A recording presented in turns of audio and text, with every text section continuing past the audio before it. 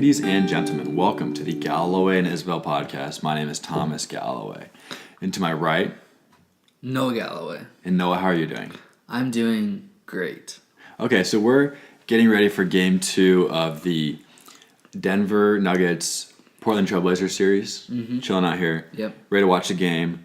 And we're going to do a recap of the first 2.5 weeks of the playoffs. Right. Catch ourselves up a little bit, go through different series, give our general impressions, and then we don't want this to go on too long, honestly.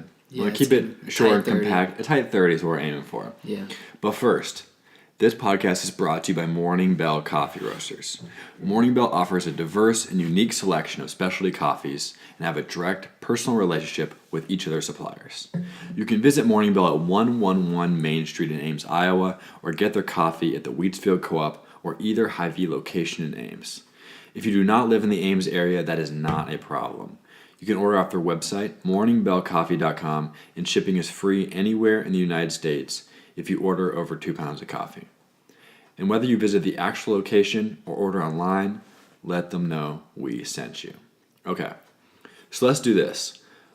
Let's go one by one through the series, starting at the very beginning, and give some quick impressions on each of them. And if they're not so quick, that's okay too. We'll just work our way through. First of all, Milwaukee and Detroit. I watched a total of about 3 minutes of this series.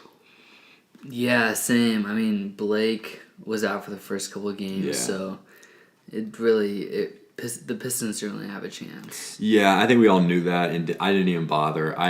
It's okay. So, check one off. Yeah, let's move on to the next one. Okay, Boston, Indiana. I didn't really get much chance to watch this series either. Yeah. This is some great analysis. I didn't either. Yeah. Well, I think most people were surprised that Boston was able to take care of them that easily. The first couple of games were kind of close-ish, but I don't think anybody really expected that. But at the same time, because it was 2-0 really quickly, I watched a little bit of Game 3 just to see if Indiana had something. Right. They didn't. No. Philadelphia, Brooklyn. I was pretty pumped after the first game that this would be a really good series, and it was a little chippy throughout, but this is another series. I'm realizing I have basically nothing to say about a number of these series. Exactly, yeah. But honestly, there's a lot of the first round sucked this year. That's it. It did. As simple as we can put it. Last year, the first round was the best round, in my opinion, because you had the Jazz were really exciting. That Jazz OKC series was super exciting, and then after that round, it kind of tailed off a little bit. But the first round last year was really good. This year, looking through this, Denver-San Antonio was a good series, but only because it was close at the end. Individual games, I didn't really care about. It was kind of like when Monday Night Football, a few years ago, Monday Night Football had a ton of close games. It was like one of the tightest differentials in the history of the Monday Night Football games. Yeah. But that was only because all the teams sucked, and the games were 13 to 10. Right. They're 13 to 10. Right. And so this was kind of how I felt about the Denver-San Antonio series. It honestly wasn't that interesting. By the way, we've tipped off here at Portland or Denver. And with the Denver-San Antonio series, we watched basically all of Game 7. But other than that, it wasn't that interesting of a series. No. So, but that was the only close one. Other than that, the series sucked. Toronto-Orlando, first game fun. After that, sucked. Same with Brooklyn-Philadelphia. Golden State-LA kept teasing us a little bit. I think we should both point out that we are not fans of the Golden State Warriors. No. We want them to lose a lot. The 31-point comeback was pretty incredible, and then the Game 5 was good when the Clippers won. The game, Game 6. Yeah, Game 2 I shut off when there was probably about 31 points, honestly, but was still up and wasn't checking the score. I was on the phone and just completely forgot to. Just didn't even think about it. Yeah. And was really pissed at myself the next morning when I got on ESPN. I can see that. Okay, so that series was fine-ish, but I think we all kind of knew what was going to happen. Okay, let's get right to the point with our problem with Golden State. My problem with Golden State... Okay, let me say this first. What I like about teams, when I really get into a team, it's when I feel like they have wrenched out every single ounce of talent and potential that they have. So you felt that way with the Clippers.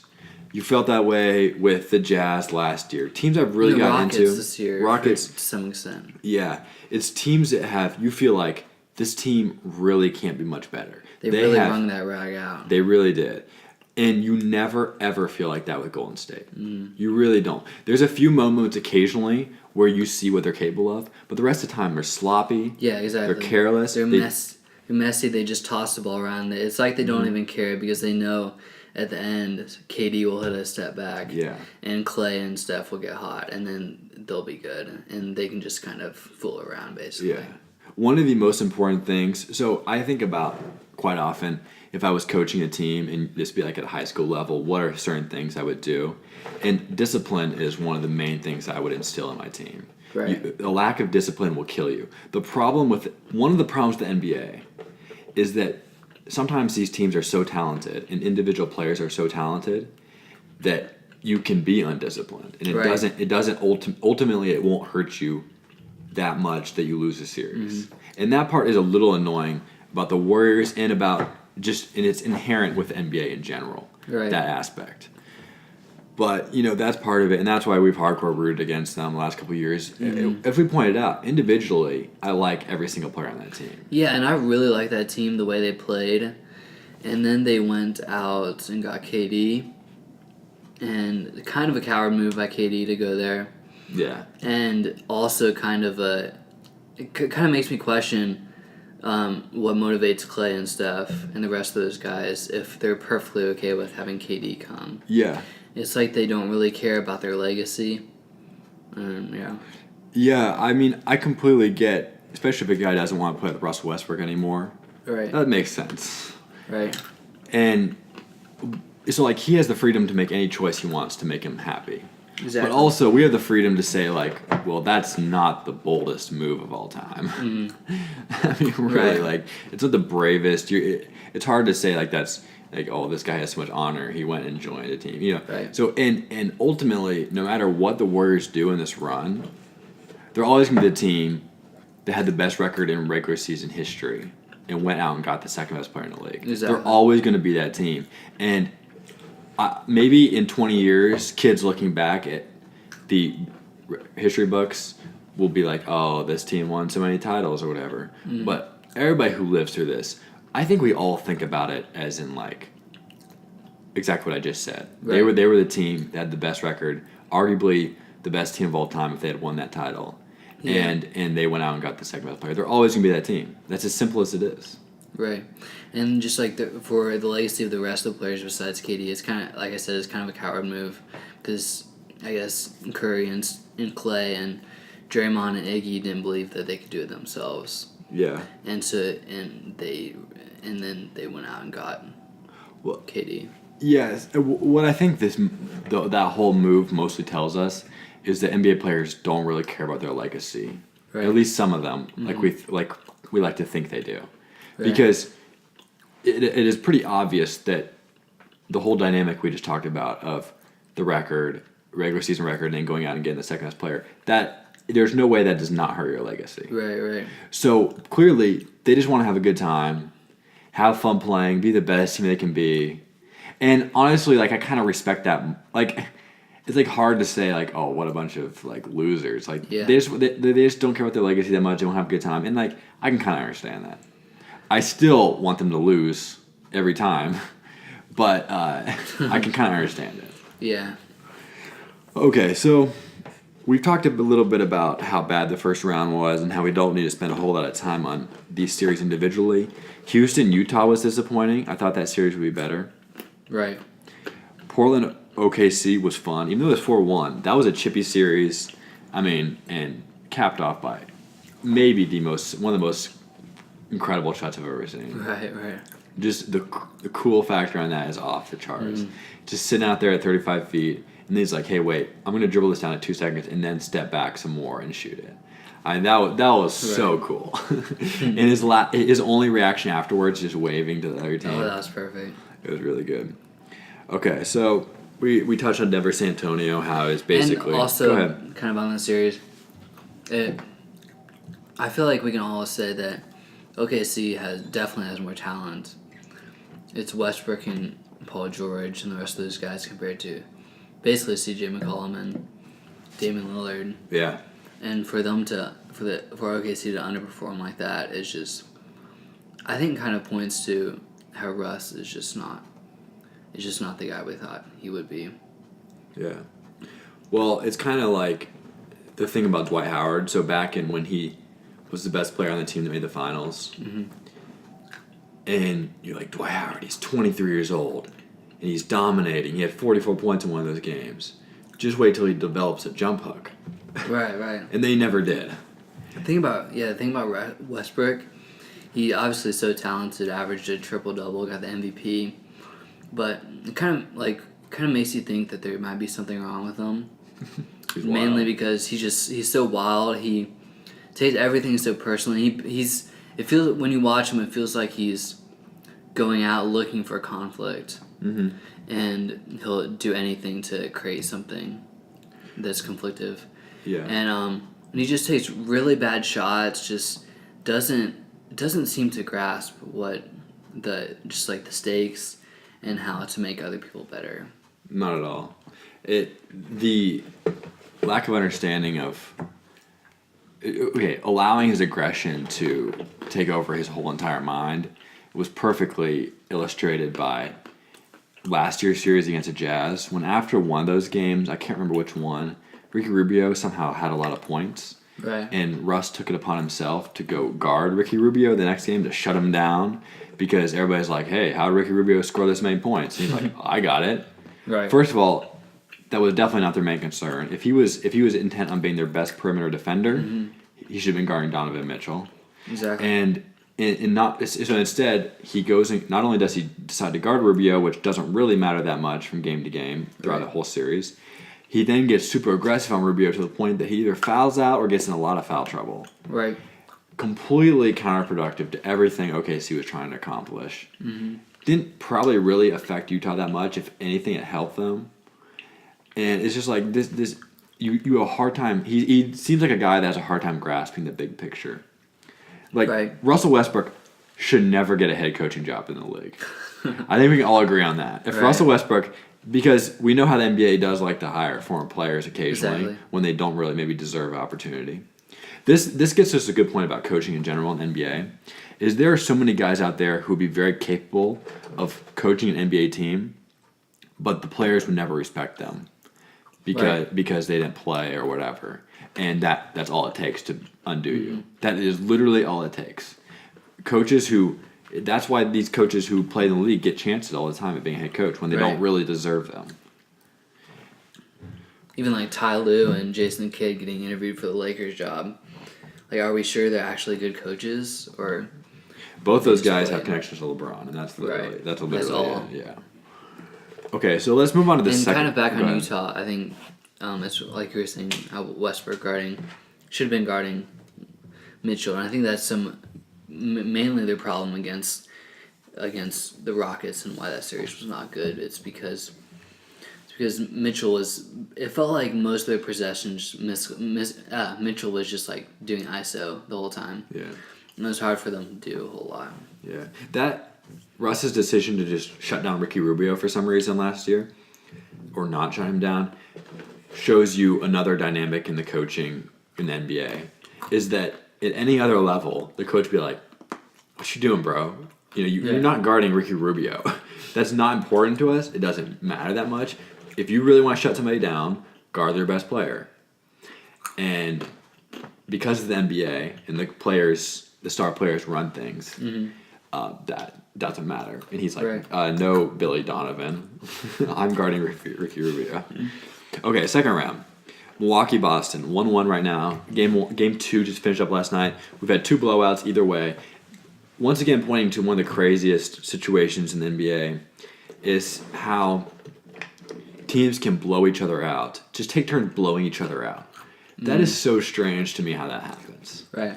I don't know if I'll ever completely understand how one team can win by 20 and the next team, the other team can win by 20. Right. I don't get that. But that's the way it goes. And the NBA's the players are so, when a player does get hot or a couple players get hot on the same team, what would be like an 8-point lead in a high school level is now a 20-point lead. Like, they just have the ability to blow things out so fast.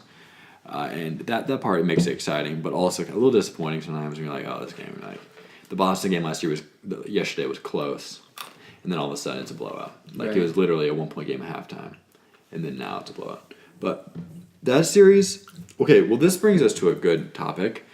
In our little NBA playoff preview a few weeks ago, excuse me, I offered a word of, what should I say, caution to everybody who was saying that Giannis was going to just completely dom in the playoffs. Mm-hmm.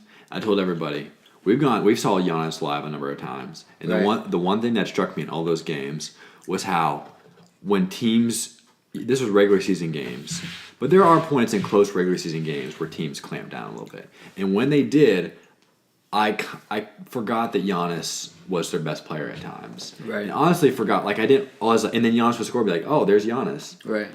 And that's what I noticed about him, which was kind of crazy because he would go the first couple of quarters just doing these insane Euro steps, getting from the free throw line, or getting from the 3-point line to the basket in 2 steps. It's just wild stuff, and you still see that sometimes. And I'm not saying it won't happen, but that game 1 showed me. And it, I think, kind of proved what I was warning about a little bit correct, because he seemed completely lost. He's not that great at passing. He did make some threes at the end of the game to bump his scoring up a little bit, but he is not, his shooting is a problem, and his inability, I should say, like, he's not a great passer off of a double team and all that stuff, and that hurts. Yeah, and I think sometimes he has a tough time just getting by people. Mm-hmm. Because he's 7 foot, he's a big dude. He can't just run right by you, and then especially when Al Horford and the rest of those guys create that wall, and then they force, say, Pat Connaughton to hit an open 3, which hasn't really been falling recently. Yeah. And in Giannis's defense, they were talking about after the game how poorly everybody else in the Bucks played in that game. Right. They snapped back in game 2. If I had to pick right now, I would lean toward the Celtics. The experience in the playoffs is a big thing, right. And they have a lot of guys who can step up and win a game for them. I trust Kyrie at the end of the game. If you're gonna put in it, he's among probably 5 or 6 players that you completely trust on a stretch, just going and getting a bucket when you need it. Yeah. This brings me to a couple complaints I have. This whole thing. So I was joking with people like afterwards, like like who'd you rather start a team with right now, Al Horford or Giannis after game 1? Mm-hmm. And like there's some people, you know how like in March Madness, when March Madness comes around, all the people who know nothing about basketball, I'll start talking about basketball, and all the actual basketball people know it. You're like, oh, shut up. And this is one of the situations where people are like actually telling me why you would start a team with Giannis over Al Horford. The fuck? Al Horford's the 5th best asset on that team at best. Right. If you were starting a team, you take Kyrie, Jaylen Brown, Jason Tatum, and Gordon Hayward, and maybe even more, probably more, over Al Horford. If you're starting a team right now, I'd probably take Terry Rozier over him. Right. And so it's just like, it's funny, like everybody clearly identifies himself as either they like by treating your joke question as legitimate. You're like, okay, you obviously don't know anything. Right. And the other thing, so the whole idea of having these statistic models to determine who the best players are, what the best shots are, and all that stuff, which is really good. It's a huge improvement to the game. People like Daryl Morey and similar, that whole Moneyball concept has come to the NBA for the last 6 or 7 years, right. And it's great. But I don't like people who a stat model for NBA players that is based on insufficient statistics is one of the worst things ever. Right. Because it leads people to come to what they consider solid conclusions about stuff because they have so-called evidence, but they're using stats that are insufficient. Mm-hmm. And one of those perfect examples. So I was hearing people talk about this. One person I work with or used to work with, but he still works at the company. But he's whatever. Anyway, long story. He developed this statistic model for evaluating players and teams and stuff. Right. but it does not get to the heart. He doesn't. It's not good enough. Right. And so they're talking about individual matchups between players. Matchups between players is super overrated. First of all, with the amount of switching in the NBA, the individual matchup is not that important. Right. Because teams will switch it. And we saw it last night in the Golden State-Houston game so Golden State wanted KD with the ball on Harden. Right.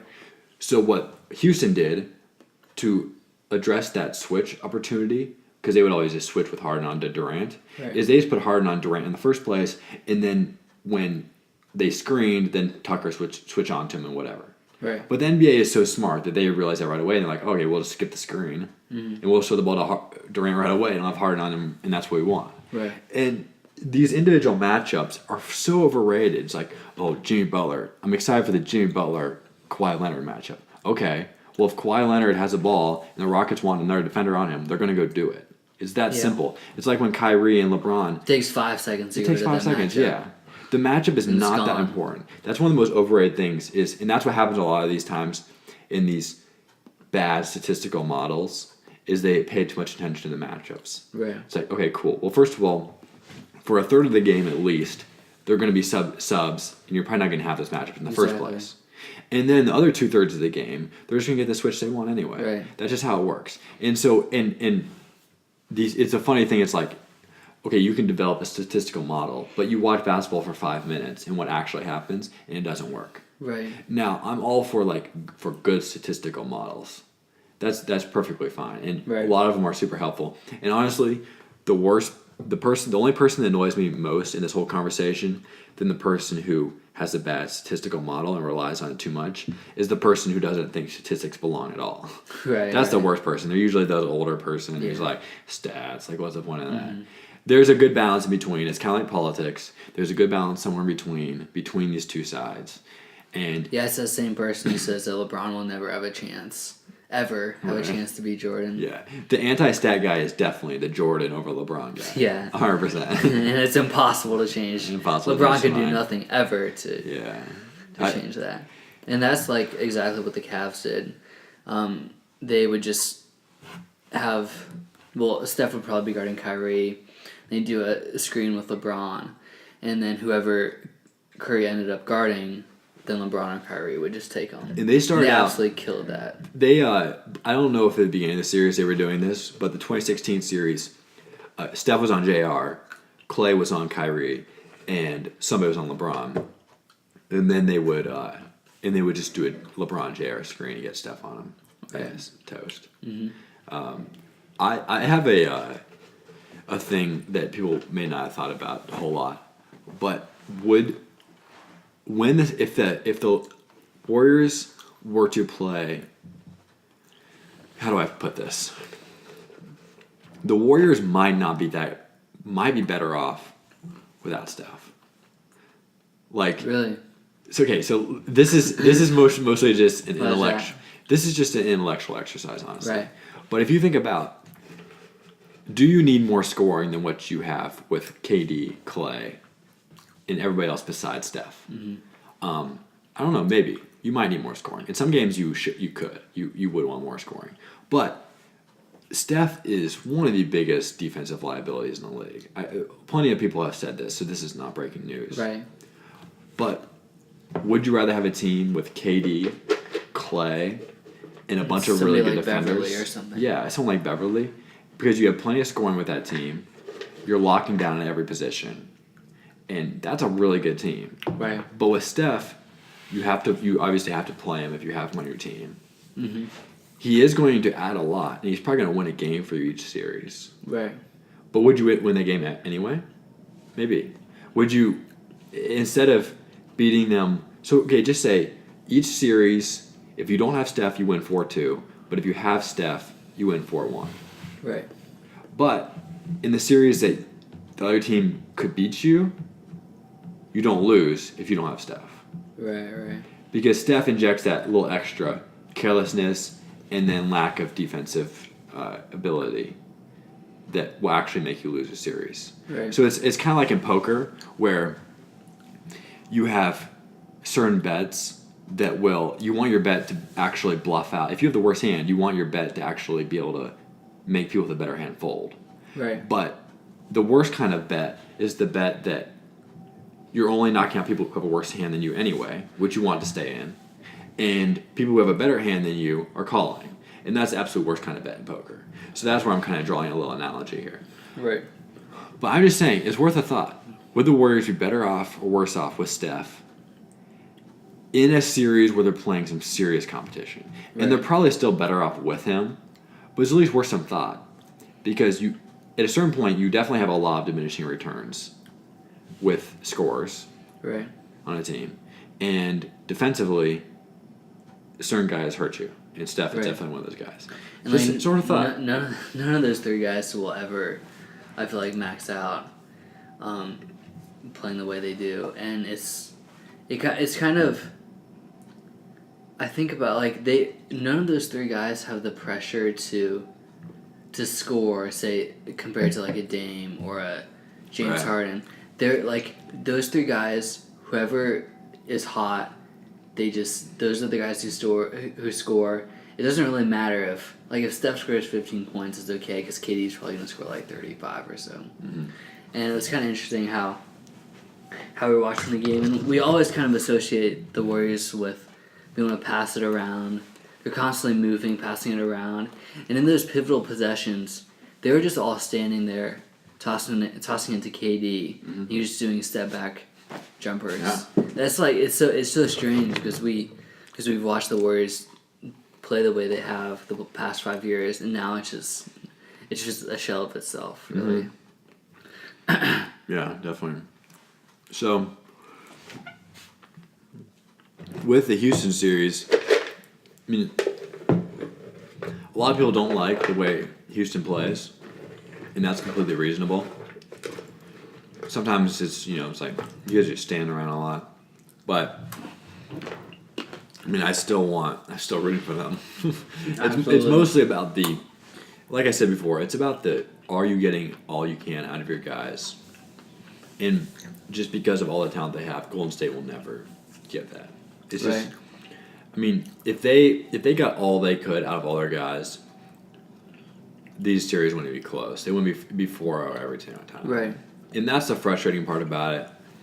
It's just that it feels somewhat inevitable that they're still going to win, but they're not going to play. I want the team that wins the title to play their max potential and to feel completely wrung out afterwards and to show it. So in the end of 2016, that Cleveland, Kyrie first of all, it was a lot of emotion with Cleveland, with LeBron getting Cleveland the title. Right. But it felt like they got every single ounce of ability and energy and focus and toughness out of that team. Mm-hmm. And that was so satisfying to watch. I have not felt that the last 2 years with the Golden State team. Right. And with the current setup, it is unlikely that we will see that, where we feel like they got every single thing they could out of every single one of those guys. Right. I mean, like that Cavs team, they feel like they run everything out with Kyrie and LeBron's 41 points, LeBron's triple-double in Game 7. Tristan Thompson, you think about him being able to switch on Steph and guarding him really well. And then kind of a perfect encapsulation of J.R. Smith as a player. Just him hitting 8 straight points to bring him back in the game in the third quarter. Yeah. Everything in that series, those players played the way they played their max, and they did exactly who they are as a player. They just maxed everything out. They really did. Okay, so I suppose we should address the other two series in round 2 briefly. Portland, Denver. We really haven't got too far into. We're kind of watching Game 2 right now. Mm-hmm. Game 1, Denver. I wasn't super intrigued by the game, honestly. I mean, Dame is obviously super fun to watch. Right. But I would definitely say that's the least intriguing series of the second round, by far. Exactly.